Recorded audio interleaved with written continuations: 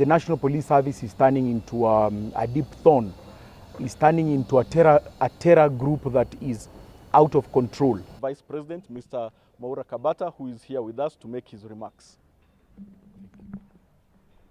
The month of June is a very sacred month for the Law Society as well as the judiciary of Kenya. You will all recall that in the month of June in 2016, the Law Society lost a very arduous and industrious member, Mr. Willie Kimani, who was killed together with his client and his taxi driver. And the month of June does not end there. You will all remember again that it is still in the same month that a sitting magistrate in Makadara was shot dead again. And the common denominator in these killings is the National Police Service. Sorry to use the word service in this context, because service does not amount to what its English equivalent stands to identify or describe. But the National Police Service is turning into a deep thorn, is turning into a terror group that is out of control. We not only have independent institutions, but we also have a very robust and progressive constitutional order that has allowed us to progressively move both in terms of socio-economic but also social-cultural impetus towards development. We cannot sit pretty and say that everything is okay. As a law society, we affirm not only to enforce and ensure that the rule of law is not only maintained but progressively achieved towards enhancing good governance as well as a good index of human rights commitment. Here in Nakuru alone, if you read IPOA's report or the Kenya National Commission on Human Rights reports, you will see that periodically over the years, there is no improvement in terms of human rights compliance. And this is not just in the county of Nakuru, it extends to many other counties. And a time will come when the police will be below the law, if not within the law, because taking a life, for instance, Brian Odhiambo, and this is under the Kenya Wildlife Service, a young man, a young Kenyan, a young innocent Kenyan cannot lose his or her life and business continues as usual. And we are turning into a country that is statistically inclined towards an oral discourse of death, but then we do not talk about what happens after that death. There is a lot of human rights abuses that is going on in Kenya, and the police are not very far off from a perpetrator mentality. We thought that after the 2007 post-election violence and the reforms that were done with the Kriegler Commission, that some of even the identifiable names from a national police force to a national police service would mean something. As a law society, we will be taking a keen focus in these cases. I know through our chair and the branch here, we have been active in seeking to know the truth behind Brian Odhiambo's murder, and we have been in touch with the mother both in Nakuru and in Nairobi. And we will be very, very vocal about what has also happened to Mr. Albert Ojwang. We will be working with the advocates on record there, together with the Independent Policing Oversight Authority, as well as the Kenya National Human Rights Commission. But also for you media houses, you have a duty to service. You must report these stories. Some of them go unanswered because they are not reported. And a life in Kenya, it does not matter whether a life is in Nakuru or a life is in Garissa or a life is in Wajir. A life in Kenya is a life in Kenya. In fact, a life on the face of the world is a valuable life on the face of the world. If this would have happened to a child from a well-privileged background, I promise you that heads will have been rolling for now. And this only speaks to the fact that the selective application on how the law is being applied largely also speaks from the backgrounds of the families that are victim to these atrocities. Sad to say is that even the same police officers who are committing these atrocities do not come from families of better social underpinnings. And so it's a question that we must ask ourselves as Kenyans, where we want to see ourselves and the country that we want to rule, because surely you cannot kill all of us. We are too many, those of us who do not come from these well affluent families. And if you cannot finish us, then there is a possibility we are willing to work together to see a better Kenya. As members of the Law Society, we will always be on the front line to advocate for good governance as well as the rule of law. And I am grateful to the branch for taking up this initiative to call on to those rogue police officers who assume that they are above the law. We will catch them. There are experiences in this.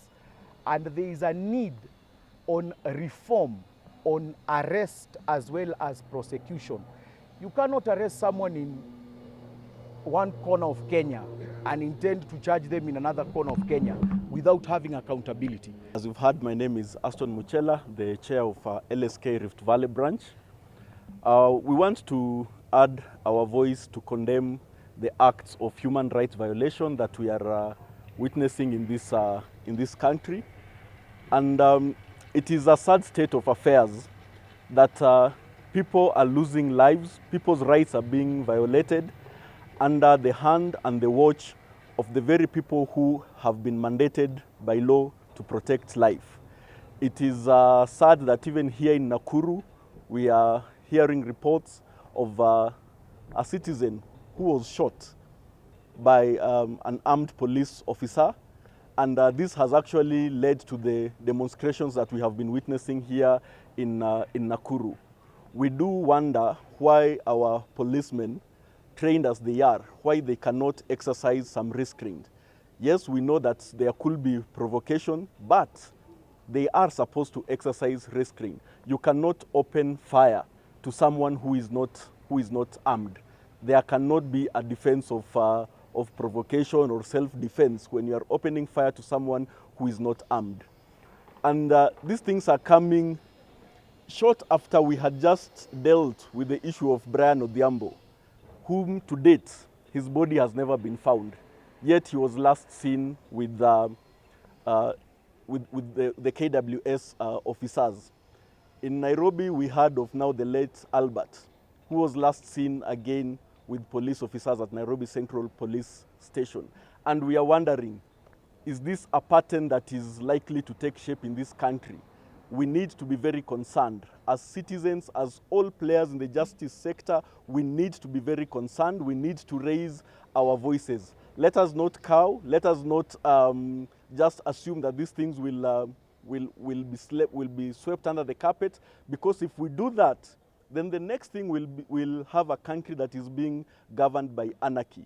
We want to call upon the judiciary, and every time I have an opportunity, I normally call the judiciary. You are our last line of defense.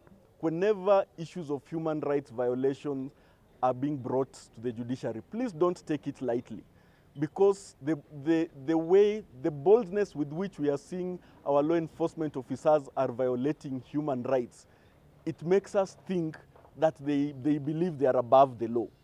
So these things will be coming to your doorstep, members of the judiciary. Please do not take these things lightly. If the issue of Brian Odhiambo would have been taken with the weight it deserved, maybe Albert will have been alive today. And we just want to call out to the CS Interior, Murkomen. We've heard you say that you cannot take steps because you are waiting for investigations to be completed.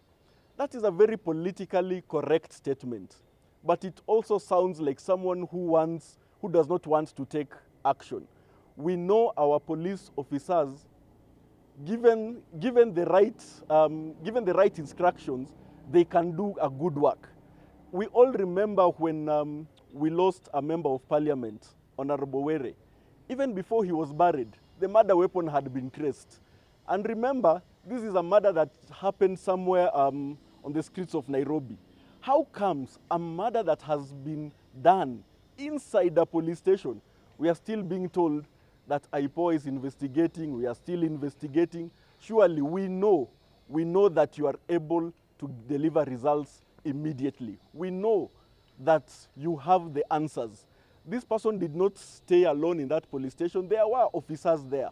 Those officers by now, someone should be behind bars. Someone should have taken plea. Someone should be answering as to how Albert lost his life. The first statement that was issued by the Director of Corporate Communications, Kenya Police Service, said that Albert banged his head on the wall. And that was very laughable. But for me, my concern is the police spokesman. He does not sit at Central Police Station. Someone must have given him that report for him to come to the public and say that this is what happened. Who is that person who misled the police spokesperson? Whoever gave that initial report must have been covering for something. A statement should have been taken, police should have been taken by now. Even if they want more time for investigations, the court always allows around 14 to 21 days for investigations. But we want to see people being held accountable for their actions. And I want to urge the Kenya Police Service, please don't come with a story of inquest. We know how you people kill investigations. The moment you want to kill an investigation, you will say an inquest file has been opened. Have we as a country ever gotten any result from an inquest? We don't want to hear that this issue of Albert has been left for an inquest. We know proper investigations can be conducted and people can be held culpable. We demand justice for Albert, we demand justice for Kenyans, and we beseech the judiciary, please be firm. When these things come to your doorstep, let them know that you are also upholders of the rule of law and constitutionalism and will protect human rights by all means. We are here as the Law Society of Kenya, Nakuru chapter. With me are advocates practicing within town here in Nakuru. I also have our branch president and I have our vice president from the national office. We are here to speak on the ongoing police brutality cases that are happening in our country, more so in Nairobi. We've also had here in our own town, the police have murdered a young man. We are not sure whether it is one or several. We are yet to get the correct details on how many people have been murdered by the police. As the Law Society of Kenya, we want to uphold the Constitution, the right to life, the right to speech, and we want to emphasize on the start of our Constitution that sovereignty belongs to the people, and the people have the power.